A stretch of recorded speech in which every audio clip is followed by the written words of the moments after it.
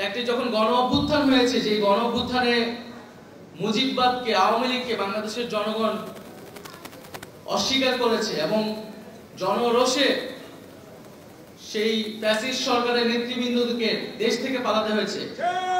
এরপরে আওয়ামী লীগ বাংলাদেশে রাজনীতি করবে কি করবে না এই আলোচনায় আসলে আসতে পারে।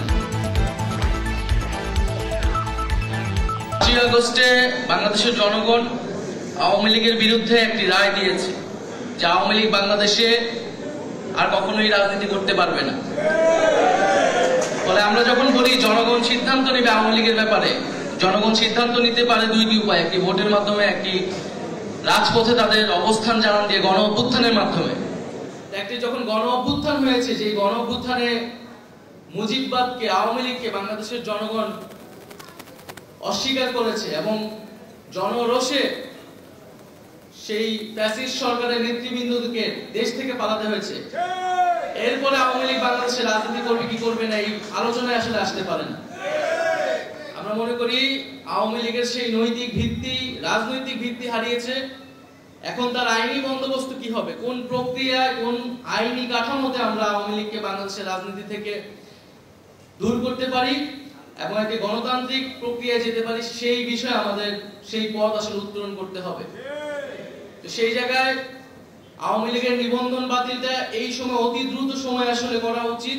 বিচার চলাকালীন সময়ে সাংগঠনিক রাজনৈতিক কার্যক্রম নিষিদ্ধ ঘোষণা করতে হবে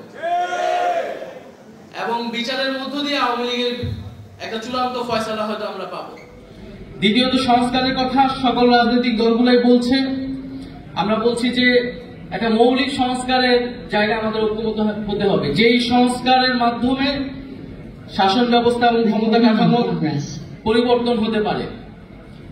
সেই মৌলিক সংস্কার যদি না হয় তাহলে বাংলাদেশের আসলে যে আকাঙ্ক্ষার জায়গা থেকে পরিবর্তন, সেই আকাঙ্ক্ষা আসলে বাস্তবায়িত হবে না।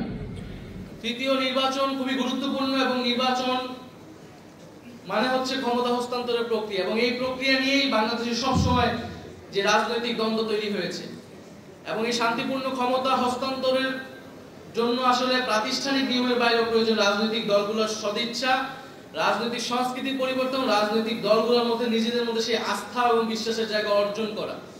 সেই আস্থা ও বিশ্বাসের জায়গা যদি অর্জন না হয় তাহলে শান্তিপূর্ণ ক্ষমতা হস্তান্তরের যেই সংস্কৃতি সেটি বাংলাদেশে আমরা চালু করতে পারবো না।